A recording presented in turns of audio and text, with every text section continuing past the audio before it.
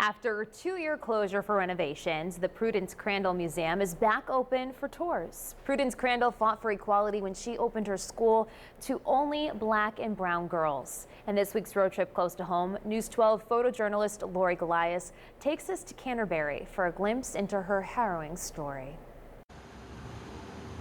Our building is really our largest and our most important artifact. We are at the Prudence Crandall Museum, which is the site of the Canterbury Female Boarding School located in Canterbury, Connecticut. This is the place where it all happened. It is a guided tour experience. Prudence Crandall isn't having any of it. I walk you through about 4 or 5 rooms of the museum and we go over the whole story. I like it to be a dialogue. I do have a few pieces on display of Crandall and her time here and also later in life, some photographs.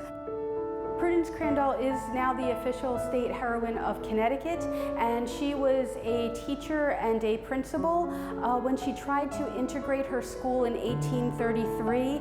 The local townspeople were not supportive of her decision to do so, so she closes her school down for white students and reopens it for black and brown students who primarily attended from out of state.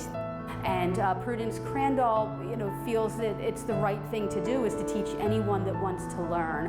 And so it's when she integrates her school with Sarah Harris attending, that's when the town does not support her decision to do so.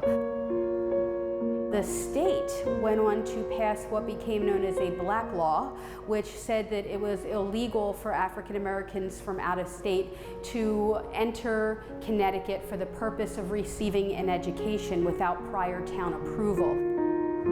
Prudence Crandall continued to run her school. She was arrested for breaking this law. She went to jail. She spent 1 night in jail and had 3 court trials before the case was dismissed on a technicality. I think her strongest legacy in education and citizenship for African Americans is really in her trials, because Crandall versus Connecticut ends up serving, unfortunately, as the precedent for the Dred Scott decision, which denies citizenship for African Americans.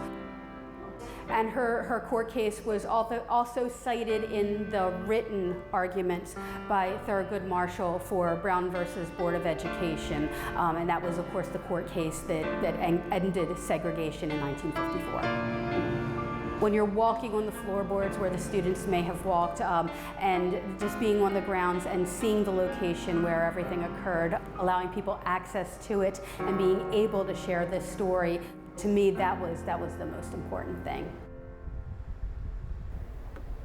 All right, and tours are held Friday through Tuesday.